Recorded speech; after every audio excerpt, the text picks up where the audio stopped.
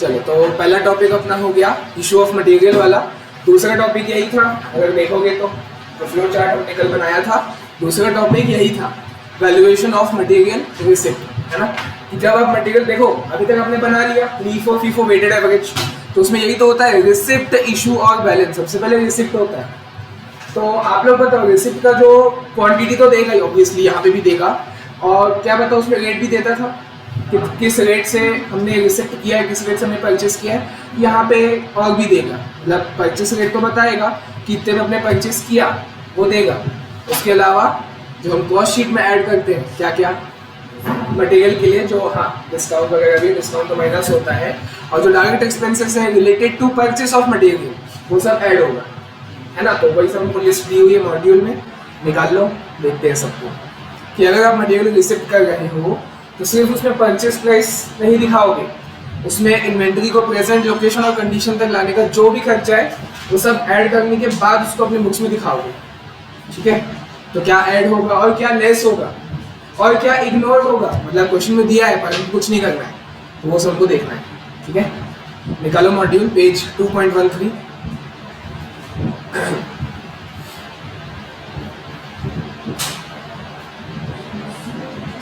Module देखा, module तो लाया था ना 2.13, देखो सामने लिखा है। चलो फटाफट खत्म, इधर बात नहीं। After the procurement of material, procurement मतलब होता है पाना, किसी चीज को पाना। तो मटेरियल आप तब पाओगे जब परचेस करोगे, है ना। तो after the procurement of material from the supplier, मतलब वो लाला, actual material cost is calculated. बोले एक्चुअल तो अब निकालेंगे, आपने परचेस तो कर लिया सप्लायर से, जितने माल में आपने लिया, जितने रेट पे आपने लिया वो तो ले लिया। अब उसके बाद अब उसकी एक्चुअल कॉस्ट निकाली जाएगी, और बता रहे आगे देखो बोल्ड लेटर्स में, एसरटेनमेंट, एसरटेनमेंट मतलब पता लगाना, एसरटेनमेंट का मतलब है पता लगाना, of cost of material purchased is called valuation of material receipt. ये वैल्यूएशन होता क्या है, जो मटेरियल आपने खरीदा है उसकी वैल्यू निकालना, वो वैल्यूएशन है ना। Valuation is the process of ascertainment of value. Cost of material includes cost of purchase, वो तो होगा ही होगा जितने में आपने परचेस किया है, net of trade discount, rebates, duty drawbacks, input tax credit जो जीएसटी में जानते हो।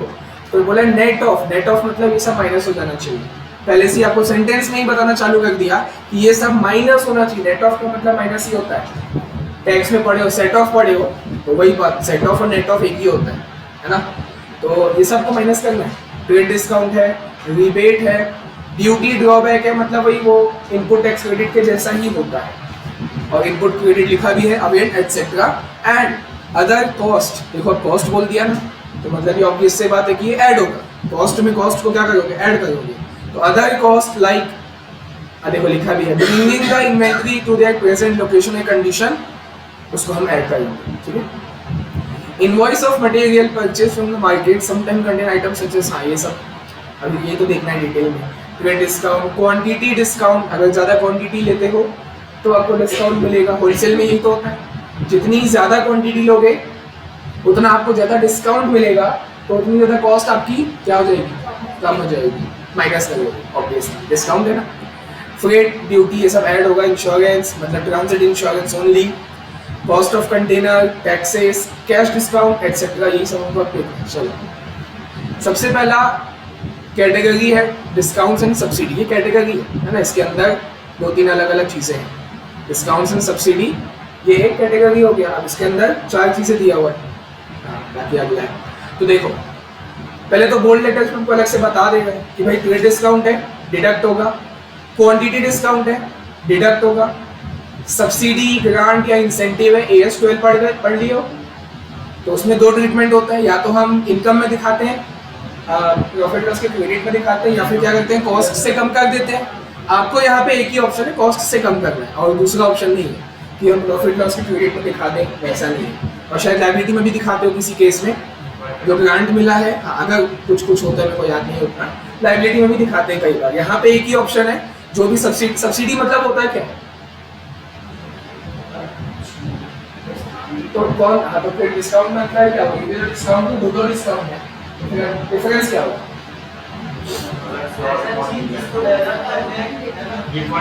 गवर्नमेंट देती है, AS12 का नाम ही क्या है, गवर्नमेंट ग्रांट है ना, तो सब्सिडी बोलो या ग्रांट बोलो या इंसेंटिव बोलो, इसमें यूनिक बात ये होता है कि गवर्नमेंट देती है।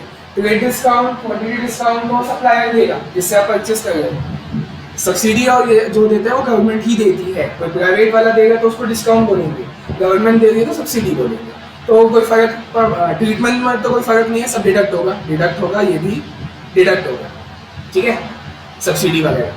पर कैश डिस्काउंट नॉट डिडक्टेड, और फाइनल क्या मतलब, ठीक है डिडक्ट नहीं तो क्या ऐड करेंगे, नहीं, इग्नोर करेंगे। तो बताओ लॉजिक ऐसा क्यों? ये भी तो एक टाइप का डिस्काउंट ही है ना, लिखा तो है डिस्काउंट। तो ट्रेड डिस्काउंट भी तो नहीं गया है, क्वांटिटी डिस्काउंट भी तो नहीं गया है। चलो एक पहले क्या, हाँ तो माइनस, एकदम सही, आप क्या बोले गुनगुन, बोला से, हाँ तो हम देखो, आपको मैं आपको लॉजिक बताया हूँ ना, आपको वो वाला डिस्काउंट सिर्फ माइनस करना है जो आपको मिल रहा है। क्यों मिल रहा है? जस्ट बिकॉज आपने मटेरियल परचेज किया, मतलब अगर वो डिस्काउंट आपको मिल रहा है सिर्फ इसीलिए मिल रहा है क्योंकि आपने मटेरियल परचेज किया है। The discount which have received only for purchasing the material, अगर परचेस करने के लिए आपको डिस्काउंट मिला तो वही माइनस होगा। हम लोग कॉस्ट शीट में वही तो लिखते हैं, जो मतलब परचेस ऑफ मटेरियल ऐड करते हो तो डायरेक्ट एक्सपेंस कौन सा वाला ऐड करते हो, वो जो थर्ड वाले को ऐड करते हो क्या, power and fuel royalty. Cost sheet में आओ, कॉस्ट शीट में तो कौन सा डायरेक्ट एक्सपेंस आप ऐड करते हो, मटेरियल कंज्यूम निकालने के लिए वो सब ऐड करते हो क्या? डायरेक्ट एक्सपेंस देखो, पावर एंड फ्यूल आता है, रॉयल्टी आता है, तो ये वाला डायरेक्ट एक्सपेंस ऐड करते हो क्या मटेरियल में? नहीं, कौन सा डायरेक्ट एक्सपेंस ऐड करते हो? मतलब मैंने क्या लिखवाया वहाँ पे, related to purchase of material, तो डिस्काउंट माइनस होगा तो वो भी वही वाला होगा, related to purchase of material. बताया हो ना, जो डिस्काउंट आपको मिला है सही क्यों मिला है, जस्ट बिकॉज आपने मटेरियल परचेज किया, मतलब उसके लिए आपको extra terms and condition follow नहीं करना पड़ेगा, बस आपने परचेज किया ना आपको मिलेगा, चाहे कोई भी कस्टमर हो। ट्रेड डिस्काउंट की यही तो खासियत होती है, सीखे होगे, सभी को मिलता है ना, जितने भी कस्टमर आएंगे सभी को मिलेगा। क्यों? जस्ट बिकॉज उन्होंने मटेरियल परचेज किया है यहाँ से, इसलिए। क्वांटिटी डिस्काउंट में सभी को मिलता है, होलसेल में बल्क में परचेज करोगे तो सभी को मिलेगा। कैश डिस्काउंट सभी को मिलेगा क्या? नहीं। मटेरियल परचेज करेंगे तो मिल जाएगा क्या? नहीं। इसलिए तो सभी को नहीं मिलता, क्योंकि परचेज तो सभी करते हैं पर सभी को मिलता नहीं है, परचेज करने के लिए नहीं मिलता है। क्यों मिलता है? उसका कारण क्या है? उसके पीछे का कारण प्रॉम्प्ट पेमेंट, इंस्टेंट पेमेंट करोगे तभी मिलेगा। तो ये कॉस्ट की डेफिनेशन आपका सेटिस्फाई नहीं करता भाई। अच्छा, वैसे तो डिस्काउंट है, कॉस्ट तो है भी नहीं, बस वो वाला लॉजिक याद रखो, परचेस करने पे आपको नहीं मिलेगा, है ना। अच्छा, ये भी परचेस करने पे ही मिलेगा, ऐसा आपको घर बैठे सब्सिडी नहीं मिलेगा ना। आप उठोगे SEZ में जाके इन्वेस्ट करोगे, क्या है SEZ? स्पेशल इकोनॉमिक जोन, तो वहाँ जाके आप इन्वेस्ट करोगे, प्लांट अपना चालू करोगे तो आपको गवर्नमेंट सब्सिडी देगी ना, घर बैठे बैठे नहीं देगी। तो वही बता रहा हूँ, जो डिस्काउंट आपको मटेरियल परचेस करने पे मिलेगा वही माइनस होगा, ठीक है। कैश डिस्काउंट हमको परचेस करने के लिए नहीं मिलता है, इंस्टेंट पेमेंट करने के लिए मिलता है, ठीक है। क्लियर है ये चीज़? पक्का? आगे आते हैं, तो ये लॉजिक के साथ याद रखना है। आगे आते हैं, अगला कैटेगरी है हमारे पास ड्यूटीज एंड टैक्सेस। तो आप सोचो ना, अब मैं आपको ऐसे धीरे धीरे शॉर्टकट बताते जाऊंगा, बबलू। सोचो ड्यूटीज एंड टैक्सेस क्या है, मतलब आपकी जेब से जाएगा क्या? हाँ, हमारी जेब से जाएगा ना। हाँ, तो ऐड होगा, जो पैसा आपकी जेब से जा रहा है वो ऐड होते जाएगा, खर्चा है ना, हम खर्चा निकालना चाहते हैं, तो जो पैसा आप पे करेगा वो ऐड होते जाएगा, और जो आपको वापस मिल जाएगा, डिस्काउंट मिलता है, हाँ वो डिस्काउंट माइनस इसलिए होता है क्योंकि आपको मिल रहा है, और ये आप दे रहे हो, ड्यूटीज एंड टैक्सेस दोगे तो ये आप दे रहे हो, जो कि नॉर्मल है, तो ऐड होगा, सब ऐड होगा। देखो, road tax, toll tax add होगा, कस्टम ड्यूटी ऐड होगा, ठीक है। अब जीएसटी अगर आप ऐसा देखोगे तो एक्सक्लूडेड बोलेगा, पर नहीं, इसका मैंने सिखाया है, क्या बताया बताओ, टर्म्स एंड कंडीशन है इसमें कुछ। अगर इसका ITC मान लो अवेलेबल है तो क्या करोगे? हाँ, मतलब इग्नोर करोगे, कुछ तो करना पड़ेगा ना, इग्नोर करोगे। ठीक है, क्योंकि आईटीसी अवेलेबल है, जितना आउटपुट आपने पे किया है हम मान के चलेंगे उतना ही इनपुट मिलेगा। आउटपुट इनपुट वाला बता दिए होंगे, सेट ऑफ करने वाला, आई को आई से करते हैं, सी को सी से, वो सब करते हैं। उसमें आप टैक्स में देखोगे अमाउंट अलग अलग होता है, आउटपुट का अलग होता है, इनपुट का अलग होता है, फिर नेट ऑफ कुछ तो बचता है। यहाँ पे हम अज्यूम करके चलते हैं, क्वेश्चन में आपको सिर्फ इतना देगा कि भाई आईटीसी अवेलेबल है, तो भाई कितना आईटीसी अवेलेबल है, पूरा 100%, इसलिए तो इग्नोर करते हैं। आप लोग ऐसा किए होंगे, देखो मान लो आपका आउटपुट आईजीएसटी बनता है 1000, ठीक है, और इनपुट आईजीएसटी 800 रुपए। टैक्स में ऐसा ही होता है, दोनों का अमाउंट अलग होता है, आउटपुट का इनपुट का अमाउंट अलग अलग होता है। तो इसको अगर मैं सेट ऑफ करूं, डिफरेंस आया 200 रुपए का, इसको मैं क्या बोलूंगा, ये क्या है, नेट का, नेट तो लिख ही दूंगा, नेट आउटपुट आईजीएसटी, मतलब इतना आपको पे करना है, ये आपके लायबिलिटी में दिखेगा, है ना, ये सभी को में भी किया होगा फाइनल अकाउंट्स में। पर मैं क्या बोल रहा हूँ, कॉस्ट में हम क्या मान के चलते हैं, क्वेश्चन में आपको अमाउंट नहीं देगा, आप अमाउंट देगा ही नहीं तो आपको सोचना ही नहीं है, तो हम इसलिए अज्यूम करते हैं कि जितने का आउटपुट है, क्वेश्चन बोल दिया ना आईटीसी अवेलेबल है, तो हम अज्यूम करके चलते हैं कि पूरा आईटीसी अवेलेबल है। अगर 1000 रुपये आपने आउटपुट पे किया है तो 1000 का ही आपको इनपुट पूरा मिल जाएगा, इसीलिए तो जीरो बचा, इसलिए तो उसको इग्नोर किया जाता है, जो उसका कारण है। बोले इग्नोर क्यों सर, सेट ऑफ करने के बाद कुछ तो बचेगा ना, उसको दिखाना, तो कुछ नहीं बचेगा, क्योंकि जितने का आउटपुट है उतने का इनपुट होता है, ये असम्पशन है। और अगर आईटीसी अवेलेबल नहीं है तो बिल्कुल भी नहीं होगा, zero ITC available, ITC available नहीं है तो बिल्कुल भी नहीं होगा ना, जीरो होगा। तो पूरा जो 1000 है वो आपकी जेब से लग गया, आपने पे किया ना, तो इसको ऐड करना कॉस्ट में, पूरा 1000 ऐड करना, मतलब या तो आर या तो पार, नथिंग इन बिटवीन। या तो पूरा जीएसटी दिखाओ या तो पूरा जीएसटी इग्नोर करो, डिपेंड करता है आईटीसी अवेलेबल है कि नहीं। ये समझ आया, ठीक, टाइम पे आना है, बाकी लोग को भी खींच के लाना है। कहाँ है शिवम सोनी,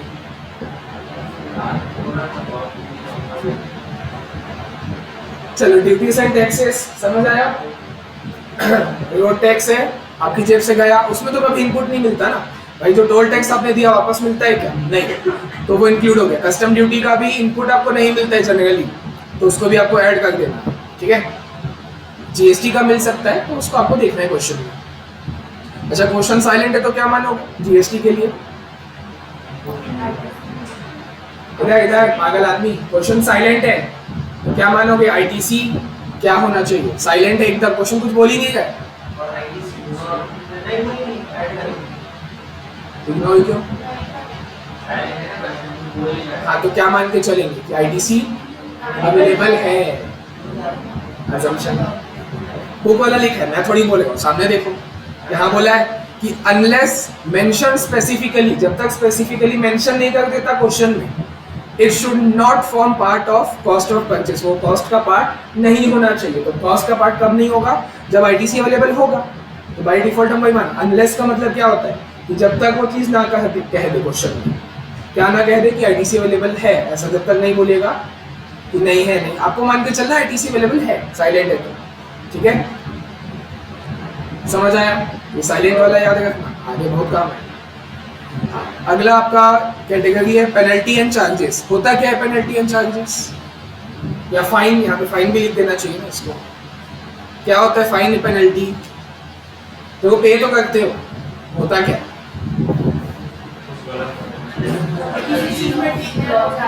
ठीक है, कोई भी अगर आपने नॉन कंप्लाइंस किया या कोई भी नियम तोड़ दिया, जैसे मेरी फैक्ट्री है, समझो मेरी फैक्ट्री है और ये पलाश वैभव के साथ मिलके चला रहे, ठीक है, गंदे लोग हैं थोड़े से, बस ठीक है, हम तीनों मिलके पार्टनरशिप में फैक्ट्री चला रहे हैं, और अभी अभी स्टार्टअप हुआ है, तो गरीब है बस, वो मेरी शाइन बस है थोड़ी सस्ती वाली, तो हम लोग ट्रिपलिंग में जा रहे थे फैक्ट्री का सामान लेने, ट्रिपलिंग में जा रहे थे तीनों एक ही बाइक में, तो पचमढ़ी नाका पहुंचे, पुलिस वाला पकड़ लिया, पेनल्टी ले लिया, 500 रुपये का चालान कर दिया।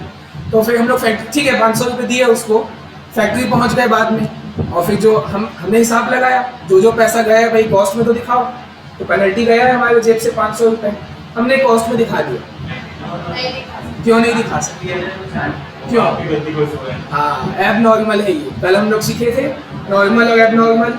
नॉर्मल मतलब क्या होता है, इनहेरेंट इन नेचर, वो होगा ही होगा, आप उसको रोक नहीं सकते, तो उसको आप उससे वजह से अपनी कॉस्ट बढ़ा सकते हो, ठीक है। बट एब नॉर्मल क्या होता है, सिर्फ आपको होता है आपकी गलती की वजह से, एबनॉर्मल लॉस आप ही को होता है, आप ही की गलती की वजह से, तो उसको अपने मटेरियल या गुड्स की कॉस्ट में ऐड नहीं कर सकते। तो कहाँ दिखाओगे? चार्ज टू कॉस्टिंग पीरियड, ठीक है। तो ये तीनों वही है, देखो डेम्यूरेज, मीनिंग हम देखते हैं, बाकी तीनों का ट्रीटमेंट वही है। डेम्यूरेज है, डिटेंशन चार्जेस है, पेनल्टी है। Not included, not included, not मतलब इग्नोर्ड। नॉट इंक्लूड मतलब माइनस भी मत कर देना ना, ऐड नहीं करना तो माइनस भी नहीं करना, इग्नोर करना है। अब देखो डेम्यूरेज मतलब क्या होता है? जैसे मान लो जो मेरा गाड़ी है, मैंने ट्रक में माल मंगाया होगा, ट्रक में किसी में तो माल मंगाया होगा, ट्रांसपोर्ट में तो माल आ चुका है, ट्रक रायपुर शहर पहुंच चुकी है। मान लो मैंने मुंबई से माल मंगाया, तो मुंबई से रायपुर ट्रक आ चुकी है, मैंने माल रिसीव नहीं किया, मतलब मैंने अपने गोडाउन में अभी तक उसको अनलोडिंग नहीं करवाया, तो वो माल जो है गाड़ी में पड़ा हुआ है, तो वो मेरे से पैसा लेगा एक्स्ट्रा, क्योंकि उसका तो दिन गया ना। देखो समझो, आज के 22 है, क्या है 22। तो देखो 22 मई को मेरा ट्रक आना था और वो आ भी गया, मतलब ट्रक आ चुका है, ठीक है। तो मुझे तुरंत उसको अनलोड करवा लेना चाहिए, फिर वो ट्रक वाला अपने दूसरे क्लाइंट के साथ दूसरा ट्रांसपोर्टेशन काम कंटिन्यू रखेगा।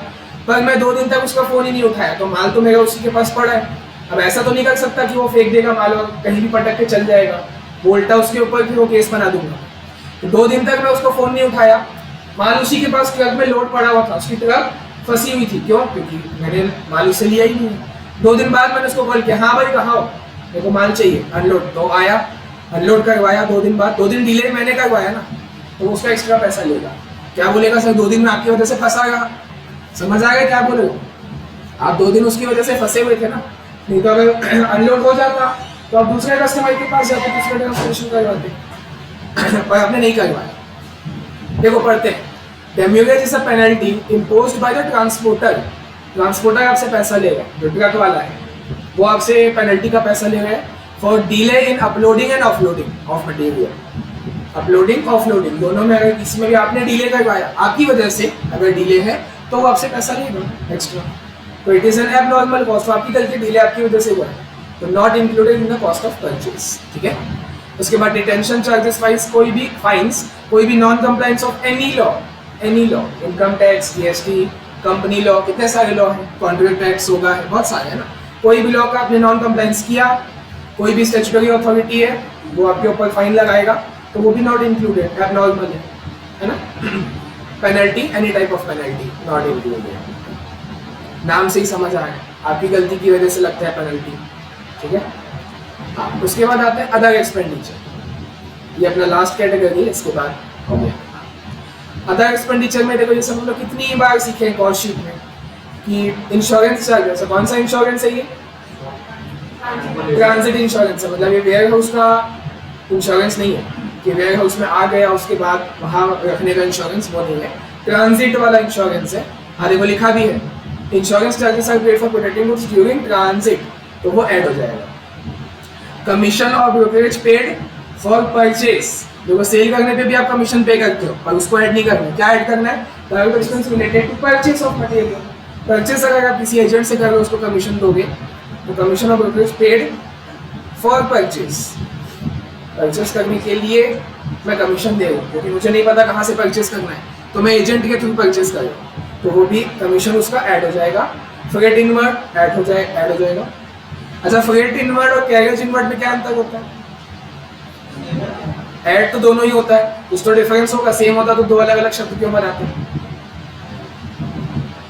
दोनों ऐड ही होगा, इनवर्ड है ना, इनवर्ड है मतलब ऐड होगा, पर डिफरेंस क्या है फ्रेट और कैरियज में? बहुत छोटा सा डिफरेंस है। हाँ,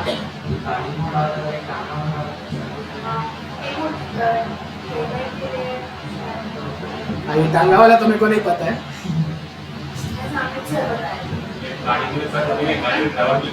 देखो अगर आप ट्रेन से, प्लेन से या शिप से मंगाओगे तो उसको फ्रेट बोलोगे, क्योंकि वो बड़े बड़े, उसमें महंगा खर्चा लगता है। शिप से मंगा के देखो लाखों रुपए लग जाता है, प्लेन से और ट्रेन में हज़ारों लगता है। पर जो बड़ी गाड़ी होती है ना, ट्रेन बड़ी होती है, शिप और एरोप्लेन, रेलवेज, वाटरवेज, एयरवेज, ये सब पढ़े हो ना बचपन में, तो वो फ्रेट होता है। और अगर आप रोडवेज से मंगाओगे, रोडवेज ट्रक से मंगाओगे या जो छोटा हाथी होता है उससे मंगाओगे, तो उसको कैरेज कहा जाएगा। छोटा सा डिफरेंस है, बाकी दोनों तो ऐड ही होना है, ठीक है। अब मज़ा आएगा। अच्छा देखो, ये तो हमने कर लिया कल, पूरा ये डिटेल में हमने कर लिया। शॉर्टेज मतलब लॉस, दो टाइप का होता है, नॉर्मल लॉस और एबनॉर्मल लॉस। इसको मैं रीड कर लेता हूँ और फिर उसके बाद एक ही खर्चा बचेगा, कॉस्ट ऑफ कंटेनर। इसको देखो, shortage due to normal loss, तो लिखा है, कल हमने ये सब लिखा था, good units absorb the cost of shortage due to normal reason, losses due to breaking of bulk. देखो आपने इतना ज्यादा बल्क में मंगा लिया कि वो रास्ते में ही फैल गया, मतलब इतना ज्यादा बल्क में थोड़ा सा माल तो खराब होता ही है। अगर आप 100 टन 200 टन मंगाओगे, 200 टन बहुत होता है, ठीक है, 1000 हो गया, 2 लाख केजी हो गया, तो उसमें से 5-6 केजी 10-20 केजी तो नॉर्मल है कि वो बल्क जो है वो टूट तो थोड़ा सा जाएगा, ठीक है, तो वो नॉर्मल है। इवोपरेशन है, और due to any unavoidable condition, मतलब वो ऐसा लॉस है, ऐसी कंडीशन में लॉस हुआ जो कि अनअवॉइडेबल है, उस कंडीशन को आप स्किप नहीं कर सकते, तो मतलब वो होगा ही होगा लॉस, ठीक है। Are the reason of normal loss. और क्या होता है, गुड यूनिट्स एब्जॉर्ब कर लेते हैं, ये आपको लिखना है। कॉस्ट पर केजी पर टन बढ़ जाता है, वो तो उसका ट्रीटमेंट है, ठीक है, आपको उसका मीनिंग बताओगे तो ये लिखना है आपको, तो ट्रीटमेंट है कि कॉस्ट पर केजी बढ़ जाता है, वो मत लिखना, ये सबसे बेस्ट लाइन है कि good units absorb the cost of normal loss, ठीक है। और बाकी shortage arises due to abnormal reason such as material mishandling, मतलब अपने ट्रांसपोर्ट करने में ऐसे ही बस फ्रेजाइल मटेरियल था, मतलब कांच का कोई सामान था फ्रेजाइल, उसको जो टूट जाता है, फट जाता है, तो उसको आपने बस ऐसे पटक के इधर उधर ट्रांसपोर्ट किया, तो वो क्या हो जाएगा, मिस हैंडलिंग आपने किया ना, तो वो आपकी गलती है।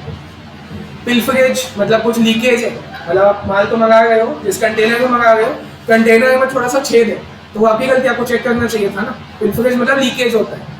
और due to any avoidable reason, मतलब लॉस क्यों हुआ है, किस वजह से हुआ है, उस कारण से हुआ है, वो कारण को आप अवॉइड कर सकते थे, मतलब लॉस को होने से रोक सकते थे।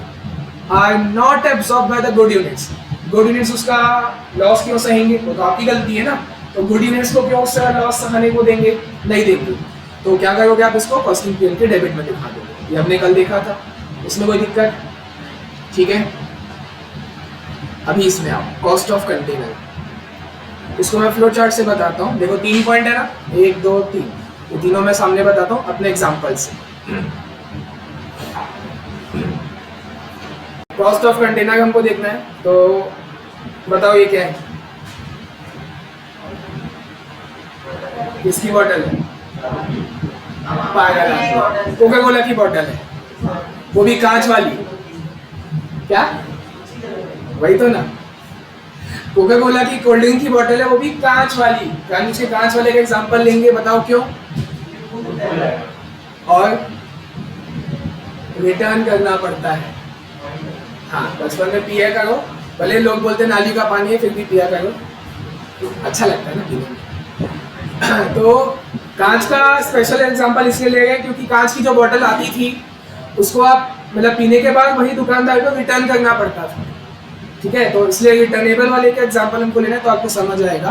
तो देखो, बात करेंगे कॉस्ट ऑफ कंटेनर की, मतलब उसके अंदर जो कोका कोला है वो छोड़ दो, वो तो आप पी लोगे, आपके पेट में जाएगा, ठीक है, पर जो कॉस्ट ऑफ कंटेनर है, मतलब जो कांच की बोतल है, उसको बनाने में तो खर्चा लगा होगा ना, तो खर्चा लगा। अब देखो बात को समझो, कॉस्ट ऑफ कंटेनर मैंने लिख दिया। अब इसका 2 केस हो सकता है, कॉस्ट तो लग गया, किसको लगेगा, कोका कोला कंपनी वाले को लगेगा, आप लोग कोका कोला कंपनी हो, ठीक है, तो आपको कांच की बोतल बनाने में खर्चा तो लग गया।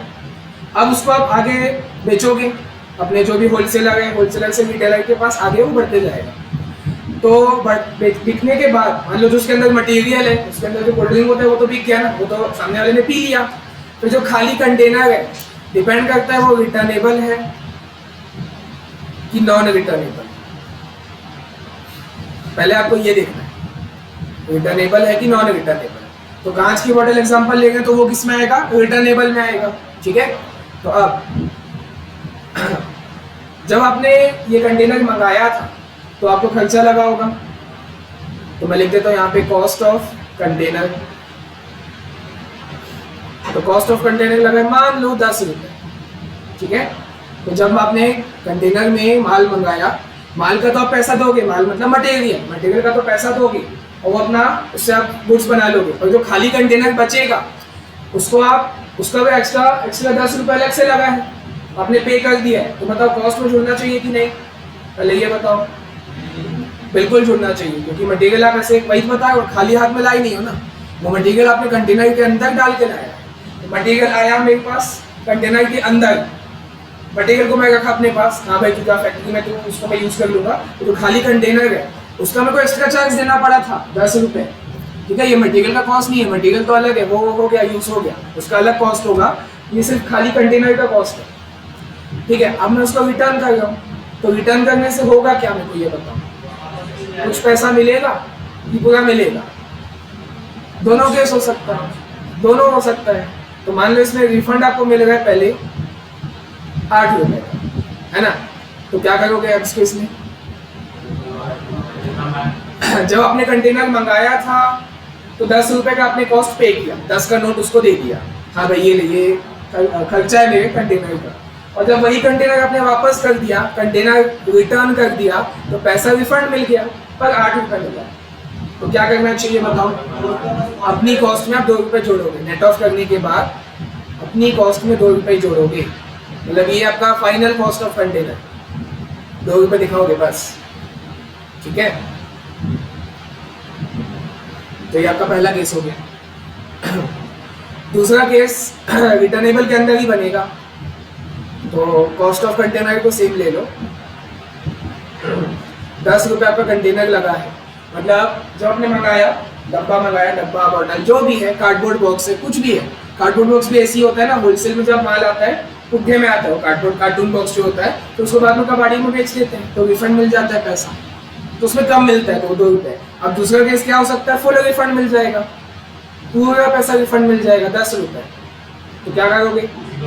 कुछ नहीं करोगे, हाँ टाइम पास नहीं करना कि भाई कॉस्ट पहले लगाए तो उसको ऐड कर दिए, बाद में रिफंड मिला है, प्रैक्टिकली बाद में ही मिलेगा रिफंड, तो बाद में उसको माइनस कर देंगे, पहले प्लस 10 कर दिए बाद में माइनस 10, वो टाइम पास नहीं करना। पहले पूरा क्वेश्चन पढ़ लेना टॉप टू बॉटम कि कॉस्ट कितना लगा है और रिफंड कितना मिलेगा, ऊपर से नीचे तक देख लेना, तो उस हिसाब से जज करना कि नेट ऑफ करने के बाद जो बचेगा उसको दिखाना है, या नेट ऑफ करने के बाद कुछ बचा ही नहीं ना, 0 बचा, नेट ऑफ किया मैंने तो 0 बचा, तो दिखाना ही मत। कॉस्ट ऑफ कंटेनर ये है तो उसको मतलब उस केस में इग्नोर करना, कुछ मत करना। तो ये क्या है, रिटर्नेबल के अंदर ही 2 हो गया है ना। अब बताओ नॉन रिटर्नेबल होगा तो चलो कॉस्ट ऑफ कंटेनर तो मैं वही लूंगा, कॉस्ट ऑफ कंटेनर 10 रुपये, तो बताओ रिफंड कितना मिलेगा? आप लोग बताओ, क्यों नहीं मिलेगा? क्योंकि नॉन रिटर्नेबल है, मतलब वो ऐसा कंटेनर है, वो आपके पास आ तो गया पर वो इस हालत में आता है कि अब आप उसको कभी भी वापस नहीं कर सकते, मतलब हमेशा उसका नेचर ही वैसा है कि आपके पास वो आ गया कंटेनर, खाली कंटेनर पड़ा हुआ है, क्या करोगे उसको? कंपनी को दोगे वापस, कंपनी बोलती है हमको नहीं चाहिए, हमको वापस चाहिए ही नहीं, तो जब कंपनी लेगी ही नहीं तो वो रिफंड भी देगी ही नहीं, तो कॉस्ट में कितना जोड़ोगे फिर? 10। मतलब देखो नेट ऑफ तो करना ही है, तो जो बचेगा नेट ऑफ करने के बाद उसको दिखाना है, यहाँ 2 बचा, यहाँ 0 बचा और यहाँ पूरा 10 रुपये बचेगा नेट ऑफ करने के बाद, बस उसको आपको दिखाना है। नेट ऑफ तो तीनों केस में करना है ना, बाकी टॉप टू बॉटम आपको पढ़ लेना है, जैसे फाइनल अकाउंट्स में आप करते हो, पूरा बनाने से पहले एडजस्टमेंट पढ़ लेते हो, तो उसको पढ़ लेना पड़ेगा। तो ये टोटल अगर ऐसे गिनूंगा तो 3 केस हो गया, वैसे तो अब 2 में बांटे, रिटर्नेबल और नॉन रिटर्नेबल। अब रिटर्नेबल है तो मतलब रिफंड मिलेगा, देखो जब ध्यान से वापस लास्ट टाइम, रिटर्नेबल है मतलब ये तो गारंटी है कि रिफंड मिलेगा, तो कितना मिलेगा? हो सकता है कॉस्ट से कम मिले, हो सकता है जितना कॉस्ट है उतना पूरा मिल जाए। अच्छा ज़्यादा मिलेगा क्या?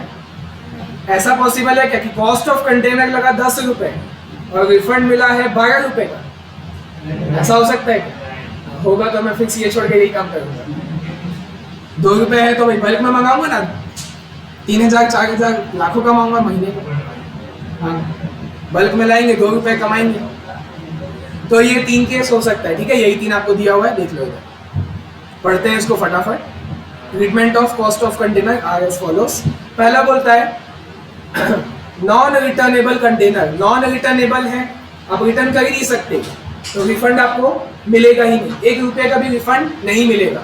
तो भाई जितना कॉस्ट लगा उतना ऐड कर दो। तो देखो लिखा है the cost of purchase is added with the cost of purchase of material. Cost of container जो है वो मटेरियल की कॉस्ट में भी ऐड हो जाएगा, क्योंकि रिफंड तो मिल नहीं रहा है, पूरा पैसा आपकी जेब से गया, वापस कुछ नहीं आना, तो ऐड कर दो। अब रिटर्नेबल है तो उसके अंदर 2 है। रिटर्नेबल में पहला कि if the container are return and their cost are refunded. देखो लैंग्वेज को समझना है, कंटेनर को आपने रिटर्न कर दिया तो रिफंड कितना मिलेगा?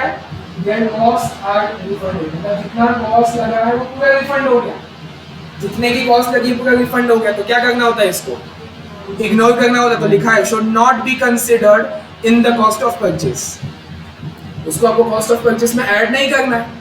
तो मतलब आप लोग बोलोगे ना सर ऐसा कहाँ लिखे कि फुल रिफंड मिल जाएगा, आपको लैंग्वेज को समझो ना, यहाँ लिखा है देयर कॉस्ट आर रिफंडेड, उसकी जो कॉस्ट है वो आपको रिफंड मिल जाएगी। तो जितने की भी कॉस्ट हो, लाखों की कॉस्ट होगा, लाखों पैसा आपको रिफंड मिल जाएगा, जिसका कॉस्ट है वही रिफंड हो जाएगा। तो बुक है तो इसको हाईलाइट कर दो अच्छे से, देयर कॉस्ट आर रिफंडेड, यहाँ से मेरे को समझ आएगा कि फुल रिफंड मिल जाएगा, ठीक है। और लास्ट वाले में पूरा नहीं मिलेगा। देखो पूरा मैं एक साथ पढ़ूंगा तो आप लोग को समझ आएगा। लास्ट वाला थर्ड वाला कि if the amount of refund on returning the container is less than the amount paid, जो अमाउंट ऑफ रिफंड है, जितना रिफंड मिल रहा है वो लेस है।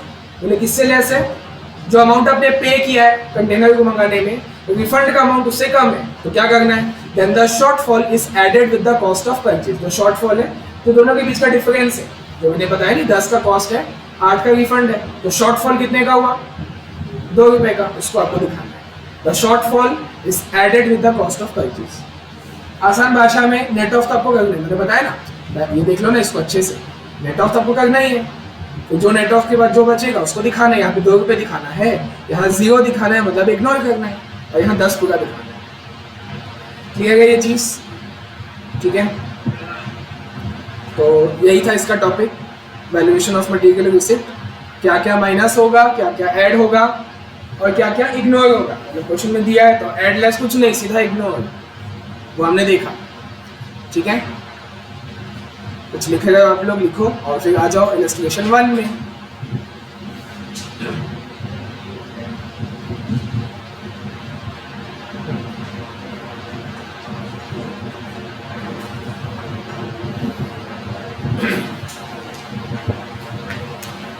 ज्यादा नहीं, 2 ही क्वेश्चन है इसका।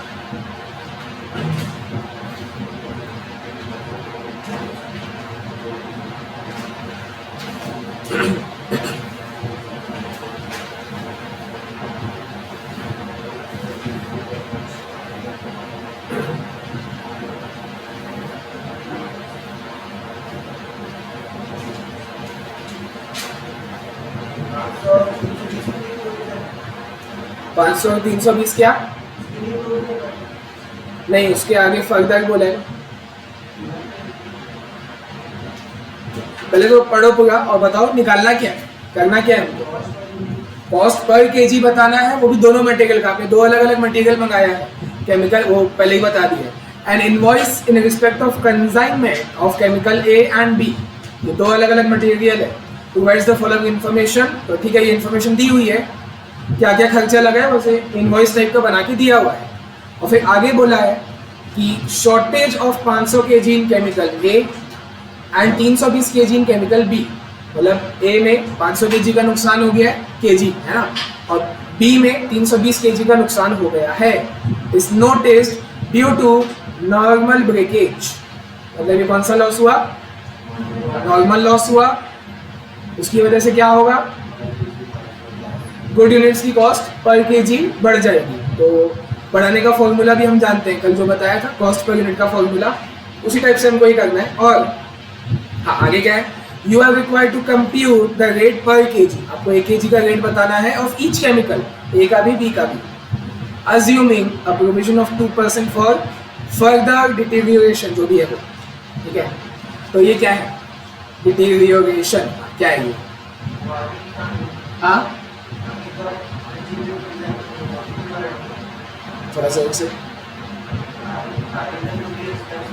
एक्सपेंस नहीं,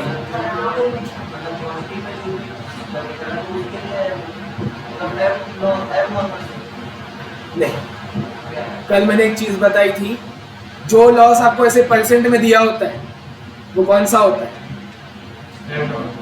नॉर्मल होता है, कल बताया था। देखो नॉर्मल मतलब क्या, इनहेरेंट इन नेचर है, सबके साथ होता है, हर बार होता है, जब जब माल मंगाओगे तब तब होता है। तो मतलब उसका कुछ एक फिक्स होगा ना कि हाँ भाई इतना मंगाओगे तो इतने का नुकसान होगा। तो भाई तो कल भी मैंने बताया था, जो आपको परसेंट में दिया होता है वो नॉर्मल होता है। तो दोनों दो नॉर्मल लॉस है, 500 kg और 320 kg ये पहले नुकसान हुआ, उसके बाद फर्दर का प्रोविजन बना गए। क्या अंतर है बैड डेट्स और प्रोविजन फॉर बैड डेट्स में? माइनस का, वही तो पूछ रहा हूँ, बताओ आप लोग क्या अंतर है बैड डेट्स और प्रोविजन फॉर बैड डेट्स में? मतलब कंफर्म डूब गया क्या? बैड डेट्स कंफर्म है, ठीक है। और प्रोविजन फॉर बैड डेट्स संभावना है कि पैसा डूब सकता है। तो जैसा पलाश ने पूछा ये आप लोग करते हो भाई। देखो कनेक्टिविटी रखो सबने, डेटा दिया हुआ है मान लो 10,000 और मान लो मैं बैड डेट्स सबको बता दूं 500 रुपए, बैड डेट्स 500 और प्रोविजन सब ले लो, ये लो पूरा फाइनल अकाउंट्स बना लो। बैड डेट्स मैंने दिया 500 और प्रोविजन फॉर बैड डेट्स या provision for doubtful debt PDD जो आप लोग बोलते हो 5%। तो पहले क्या करोगे? पहले बैड डेट्स माइनस करोगे, किया 500 रुपए, कितना बचा? फिर मेरा गुड डेटा एक्चुअल डेटा जो बोला जाता है कितना बचा? 9,500। इसमें मैं माइनस करूंगा प्रोविजन फॉर बैड डेट्स 5% किसका? 9,500 का, है ना? 475 यही करते हो ना हमेशा, अभी भी वही करना है, कुछ नया थोड़ी है। 9025 हो जाएगा, है ना? यही तो करना है।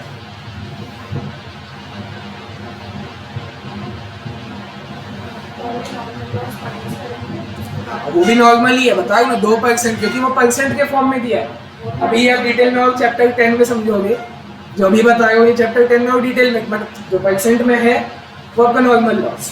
एबनॉर्मल अलग से बताएगा, हाँ इतने का एबनॉर्मल हुआ है, परसेंट में देगा मतलब। अच्छा पीडीडी का परसेंट कैसे डिटरमाइन होता है? पास्ट एक्सपीरियंस, मतलब उतना तो होता ही होता है ना, तो ये भी तो पास्ट एक्सपीरियंस है कि जितना भी माल मंगा लो 2% का आपका फर्दर डिटोरिएशन होता ही है, फर्दर आपका माल और खराब होता ही है, और जो कि 500 और 320 माइनस करने के बाद जो आएगा उसका 2% निकालोगे ए और बी में। तो चलो एक काम करते हैं ना, पहले हम इफेक्टिव क्वांटिटी ही निकाल लेते हैं। ए और बी का एक टेबल बनाते हैं, इफेक्टिव क्वांटिटी निकाल लेते हैं। तो हेडिंग लिखना, चलो चालू करो, रेगुलर कॉपी में लिखना ऑब्वियसली, कैलकुलेशन ऑफ। अच्छा देखो कैलकुलेशन ऐसा लिखना अलाउड है, एग्जाम में अलाउड है, CAL लिखोगे पावर में L लगा दोगे, ऐसा अलाउड है, टाइम बचेगा। तो कैलकुलेशन ऑफ इफेक्टिव क्वांटिटी पहले हम ये निकाल लेते हैं, छोटा सा टेबल बना लेना। अच्छा कॉस्टिंग में एक और चीज, चाहे 2 लाइन का वर्किंग नोट क्यों ना हो, वर्किंग नोट हो या मेन आंसर हो, 2 लाइन का ही क्यों ना हो, आपको उसको टेबुलर फॉर्मेट में बताना है। ये 2 लाइन का ही है, 2-3-4 लाइन का है, उसको आप टेबुलर फॉर्मेट में ही बना के दिखाओगे, फॉर्मेट टेबल बना के। छोटे से छोटा कैलकुलेशन हो तो उसको भी आप टेबल के फॉर्मेट में दिखाओगे।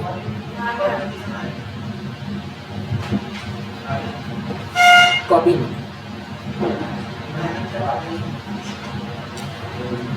कहाँ है? इसके कॉपी में करना नहीं आया है, 0 है ना। चलो इफेक्टिव क्वांटिटी हम लोग निकाल रहे हैं, तो आप लोग बताओ क्वांटिटी, क्वेश्चन आप लोग के पास है, बताओ क्वांटिटी ऑर्डर कितना किया आप लोग ने? 10,000। हाँ ये इसको भी तो देखना है ना, हमने ऑर्डर कितना किया था? केमिकल ए का 10,000 kg और बी का 8,000 kg, उतना हमने ऑर्डर किया था। यहाँ पे लिख देना kg, इसका 10,000 है, इसका 8,000 है, ठीक है। माइनस करोगे नॉर्मल ब्रेकेज जो कि सीधा केजी के फॉर्म में दिया हुआ है, 500 और 320 जो दिया हुआ है नॉर्मल ब्रेकेज, सीधा आपको केजी ही बता रहा है सामने से कि ए में 500 kg और बी में 320 kg का नुकसान हुआ है। माइनस कर दो, बचा 9,500 और ये आपका 7,680, ठीक है। इसके बाद आप माइनस करोगे भाई, इसलिए तो मैंने अपना डिटेल में बताया कि भाई वो भी नॉर्मल लॉस है, तो फर्दर डिटोरिएशन जो भी है वो भी नॉर्मल है तो माइनस होगा। एब नॉर्मल होता तो माइनस नहीं करते, है ना। हमने कल जो फॉर्मूला सीखा था CPU का, उसमें हम मतलब नीचे जो क्वांटिटी है, क्वांटिटी में से आप सिर्फ नॉर्मल लॉस की क्वांटिटी को ही माइनस करते हो। एब नॉर्मल का माइनस करोगे तो कॉस्ट और ज़्यादा बढ़ जाएगा, जो कि अलाउड नहीं है।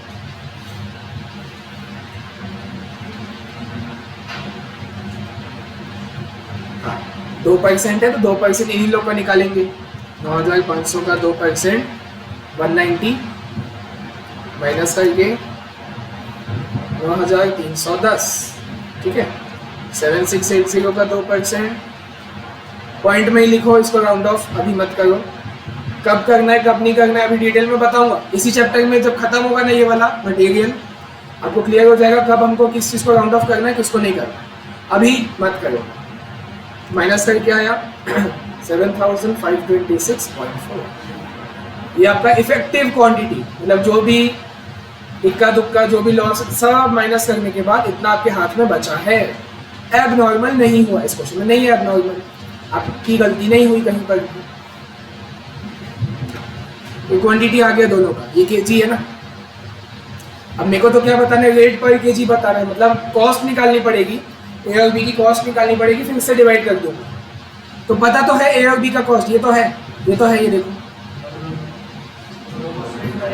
दोनों का मिला के है, अलग अलग करना पड़ेगा। उसके लिए फिर टेबल बनाएंगे, लिखेंगे calculation of total cost of each chemical, calculation of total cost of each chemical. Total cost दिया है पर दोनों मिला के दिया है, हमको ईच केमिकल का चाहिए, total cost of each chemical. दोनों को अलग अलग बांटेंगे, बाइफरकेट करेंगे,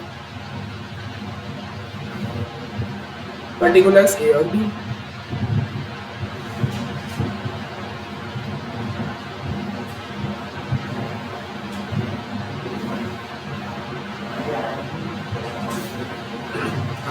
सबसे पहले उसका परचेस कॉस्ट लिखूंगा जो कि दिया हुआ है। परचेस कॉस्ट आपको अलग अलग ही दिया हुआ है। केमिकल ए आपने 10,000 kg परचेस किया था 10 रुपये में, यानी 1 लाख, और केमिकल भी 8,000 इंटू 13 के हिसाब से 1,04,000 को दिया हुआ, तो उसको लिखो परचेस कॉस्ट 1 लाख और 1,04,000।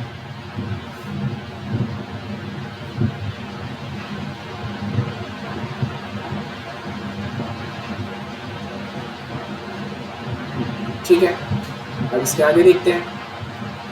आगे है बेसिक कस्टम ड्यूटी, 10% है, और क्रेडिट इज नॉट अलाउड है, मतलब उसका आपको इनपुट टैक्स क्रेडिट नहीं मिलेगा। तो क्या करना चाहिए, इसको कस्टम ड्यूटी को ऐड करना चाहिए। ठीक है, मैं ऐड कर दूंगा, 10% ऐड कर दूंगा। 10% किसका, ए में 1 लाख का और बी में, तो ऐसा लिखा कहा है कि 10% आपका परचेस कॉस्ट का है। आपने परचेस कॉस्ट का निकाला, आप सबने क्या बोला, 1 लाख और 1,04,000 ये परचेस कॉस्ट है। तो यहाँ बोला कहा है कि 10% of these purchase cost. Assume, ठीक है, सही बोल रहे हो, और करके देख लो ना, अगर निकालो, हाँ दोनों का निकालो, क्या ऐसा करो, इन दोनों को ऐड करो, कितना हुआ, 2,04,000 हुआ, उसका 10% 20,400 आएगा, 20,000 आपको निकाल के दिया हुआ है बेसिक कस्टम ड्यूटी 20,400। तो भाई ये दोनों का है, ए और बी दोनों का मिला के है। तो आप परचेस कॉस्ट मिला के देख लो, परचेस कॉस्ट 1 लाख और 1,04,000 है, मिला के 2,04,000। तो देख लो, मतलब खुद वेरीफाई करके देख लो, 2,04,000 का 10% 20,400 है, मतलब हैंस प्रूव्ड कि परचेस कॉस्ट का ही 10% निकालना है। तो यहाँ पे ऐड हो जाएगा custom duty 10% of purchase cost, तो ये 10,000 और ये 10,400, इसलिए तो टोटल मिला के 20,400 आपको दिया हुआ है। मतलब आपका आंसर सही है, बनाते बनाते चेक भी हो गया। 20,400 है टोटल मिला के, क्वेश्चन में भी वही है। ठीक है, उसके बाद रेलवे फ्रेट 3,840, तो लिख देता हूँ दोनों में 3,840 लिख देता हूँ दोनों में जाके। हाँ, दोनों का मिला के है, तो बांटेंगे कैसे फिर, सोचो ना। फ्रेट है, फ्रेट आपको, अच्छा रेलवे का फ्रेट है, रेलवे वाले लोग, इंडियन रेलवेज अगर आपसे फ्रेट लेगा तो किस बेसिस पे लेगा, जितना क्वांटिटी आप मंगाओगे वो आपका वैल्यू नहीं देखता। वैल्यू जो भी हो, 1 लाख हो 1 लाख, वैल्यू को नहीं देखा जाता, क्वांटिटी को देखा जाता है। कितना क्वांटिटी, केजी, कितना टन, कितना लीटर, उस हिसाब से रेलवे वाला आपसे फ्रेट लेता है। तो क्या क्वांटिटी के रेशियो में बांट दोगे, यानी 5:4 के रेशियो में बांट दोगे 3,840 को, है ना। 10 और 5 8 है, 10 और 8 क्या होगा, 5:4 का रेशियो होगा, तो डिवाइड होगा 9 से इंटू 5 से, 2133 आया इसका। ऐसे लिखना है यहाँ पे, क्या चीज़ है, रेलवे फ्रेट है, हाँ, तो रेलवे फ्रेट यहाँ पे आपको लिखना भी पड़ेगा in the ratio of quantity, आपको बताना पड़ेगा एक एक चीज, ऐसा नहीं बस सॉल्व करके आ गए भाई कहाँ से कैसे किए, in the ratio of quantity ऐसे लिख के आ गए। हाँ तो इसका 2133, हाँ तो इसको 1707 कर देंगे, ठीक है। रेलवे फ्रेट ऐड हुआ और उसके बाद कुछ नहीं बचा, खत्म। क्या चीज, हाँ टोटल कॉस्ट आ जाएगा ए का 10,133, ठीक है 507, ये टोटल कॉस्ट आ गया और खत्म हो गया क्वेश्चन। नहीं, क्या हुआ, पूछा नहीं ये पागल हो, 10,400, एक जीरो कम किए क्या आप, एक जीरो कम लगाए हो शायद, ये भी तो है, ये भी गलत है, 10 आप एक जीरो कम लगाए हो सब में, 107 और ये एक पाएगा, ठीक है टोटल कॉस्ट आ गया, खत्म क्वेश्चन। रेट आपको पर केजी बताना है तो आप इसी टेबल में दिखा सकते हो, अलग से फिर कहाँ उसको टाइम वेस्ट करेंगे, इसी में आप नीचे डिवाइड का साइन लगा दो, डिवाइडेड बाय इफेक्टिव क्वांटिटी जो कि हम निकाल के बैठे हैं पहले से। इफेक्टिव क्वांटिटी हमने निकाला है 9310 kg और इसका 7526.4 kg, डिवाइड कर दो, ये फाइनल आंसर है आपका रेट पर केजी, ठीक, डिवाइड बाय 7526.4, ये आया 15.42,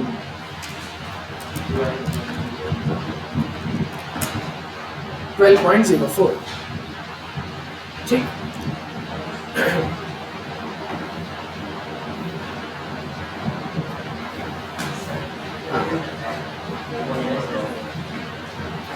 बदले दो,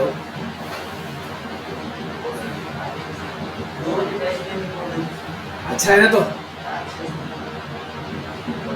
चलो फिर तो मैं होमवर्क दूंगा, और एक ही तो है इसके बाद इलस्ट्रेशन 2 बस है, इस टॉपिक का 2 ही क्वेश्चन है और प्रैक्टिकल क्वेश्चन भी नहीं है, सीधा स्कैनर में एग्जाम में आता है, ये मत सोचना ना कभी भी, सीए ऐसा नहीं करता, मॉड्यूल में सिर्फ 2 ही क्वेश्चन है, वो भी सिर्फ इलस्ट्रेशन, प्रैक्टिकल में भी इसका कोई क्वेश्चन नहीं है तो एग्जाम में नहीं आएगा, स्कैनर खोल के देख लो आपके पास है, तो आता है ये क्वेश्चन इस टॉपिक से आता है।